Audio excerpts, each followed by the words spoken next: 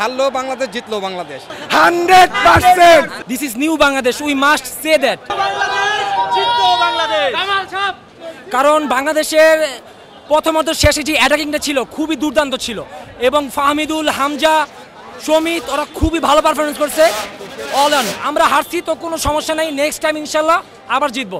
All the best. 100%. 100%. One nation, one dream. Bangladesh ভালো খেলছে, আরো ইমপ্রুভমেন্টের জায়গা আছে, নতুন নতুন সব প্লেয়াররা আসতেছে, সো সময় দিতে হবে আমাদেরকে। আমরা ইনশাল্লাহ সামনে আরো ভালো করব। ভালো খেলা হয়েছে, টাফ সময়, হ্যাঁ ইনশাল্লাহ টাফ সময়, এখনো তো আরো অনেকগুলো হাতে 3টা ম্যাচ বাকি আছে, সো দেখা যাক ইনশাল্লাহ। আলহামদুলিল্লাহ আগের থেকে Bangladesh much better. This is new Bangladesh, we must say that. যে আমাদের আরো ভরসা থাকবে, আরো সামনে যেগুলো ম্যাচ আছে সেই ম্যাচগুলো আরো ভালো করবে, এগুলাই আমরা আশা করি। এটাই আমরা আশা করি যে ভালো ভালো কিছু করবে। না, আমরা হারলো বাংলাদেশ, জিতলো বাংলাদেশ। আমরা কখনোই বাংলাদেশ আশা ছাড়বো না। এই দলের প্রত্যাশা আশা করি 100%।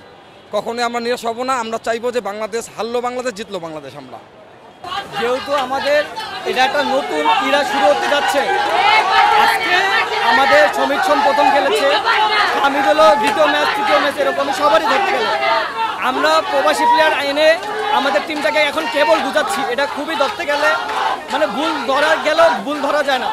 আমাদের উচিত আমাদের টিমের প্রতি আরও ইমপ্রুভ করা, যেমনটা করা হচ্ছে।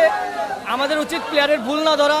আমাদের উচিত আজকে যেরকম ক্রেজ ছিল এই ক্রেজটা সবসময় ধরে রাখা, এবং আমাদের আরও উচিত কুবা মিছিল থেকে শুরু করে আরও যত প্রবাসী প্লেয়ার আছে যারা আমাদের বাংলাদেশে বংশোদ্ভূত, এদেরকে আরও চান্স দেওয়া। এতে আমরা ইনশাল্লাহ 2030 সালের ওয়ার্ল্ড কাপ কোয়ালিফাই করতে পারবো। এটা আমাদের যাত্রা শুরু, ইনশাল্লাহ শেষ হবে না। বাংলাদেশ।